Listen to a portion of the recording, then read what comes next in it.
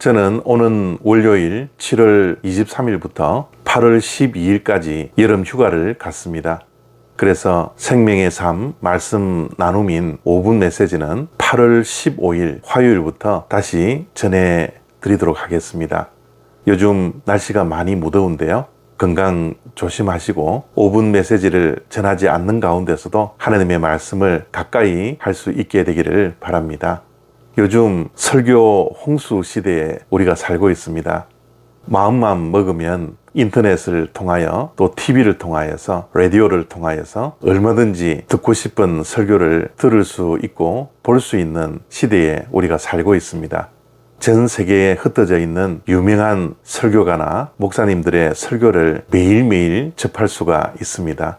그래서 매주일 설교를 하고 매일 5분 메시지를 전하고 있는 저 또한 말씀을 전하는데 참 부담이 많이 됩니다. 그러는 중에도 말씀을 전하는 기쁨이 있지만 말씀을 늘 전하면서 제가 고민하고 기도하고 있는 것은 이 말씀을 통하여 한 사람이라도 말씀을 듣고 믿음이 깊어지고 삶이 변화되는 바람을 가지고 있습니다. 사도행전 13장 32절부터 34절 전반부까지 말씀입니다. 우리도 조상들에게 주신 약속을 너희에게 전파하노니 곧 하나님이 예수를 일으키사 우리 자녀들에게 이 약속을 이루게 하셨다 함이라. 시편 2째 편에 기록한 바와 같이 너는 내 아들이라 오늘 너를 낳았다 하셨고 또 하나님께서 죽은 자 가운데서 그를 일으키사 다시 썩음을 당하지 않게 하실 것을 가르쳐 이르시되 아멘. 사도행전 13장의 말씀은 사도 바울이 비시디아 안디옥에서 설교한 내용입니다. 무엇에 관한 설교였습니까? 그것은 바로 예수 그리스도에 대한 말씀이었습니다.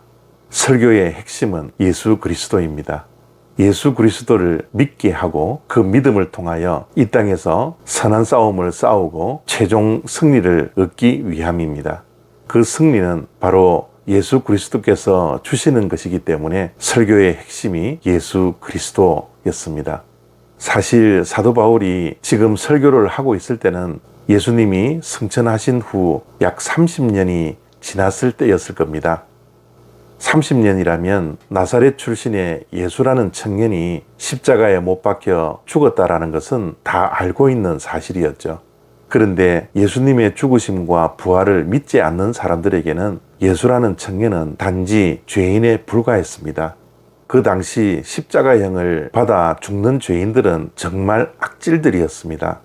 그런데 그 악질인 죄인인 예수라는 청년이 우리를 구원할 구원주시요 하나님이라는 사실을 믿어야 된다라고 바울이 설교하는 것이지요.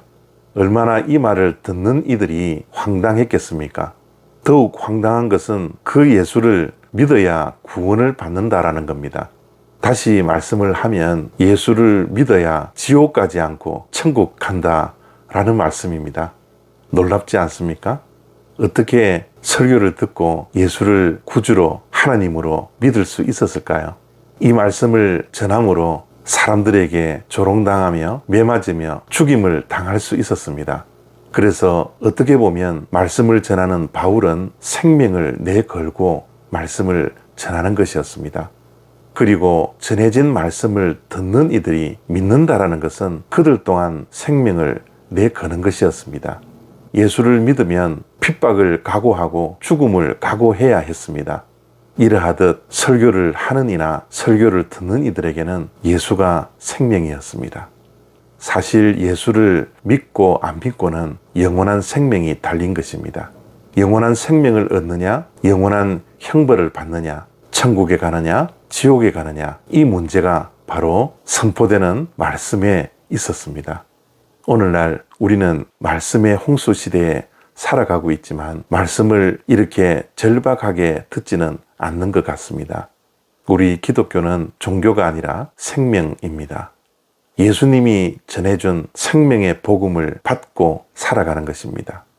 말씀을 전하는 자나 말씀을 듣는 자가 2000년 전에 사도 바울이 생명을 걸고 말씀을 전하고 생명을 걸고 예수를 믿었던 것처럼 말씀은 생명을 걸고서라도 들어야 하는 말씀에 대한 사모함이 저와 여러분들에게 있었으면 좋겠습니다. 그렇기에 늘 하나님의 말씀 앞에 가까이 하는 저와 여러분들의 믿음 생활 되시기를 바라고, 우리의 신앙의 깊이는 말씀의 깊이라는 사실을 꼭 기억할 수 있는 복된 하나님의 백성들 다 되시기를 바랍니다. 감사합니다.